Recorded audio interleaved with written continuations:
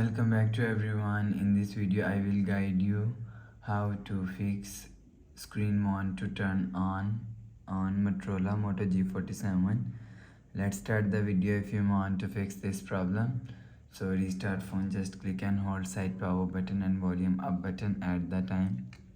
Click on this restart icon. Click on this restart icon. Phone is restart. After restarting, enter phone pin. You will see your problem is solved. But if it still not solved, go to app library, click on settings app. Now in setting, scroll down to and click on system and click on reset option.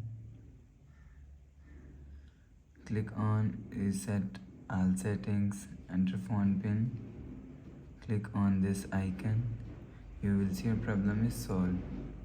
But if it not solved, again go to app library, click on settings app. Now in setting, click on system and click on reset option, factory reset. Click on erase all data, enter phone pin, click on this icon. You will see your problem is solved. So please subscribe for more new latest videos. Thanks for watching.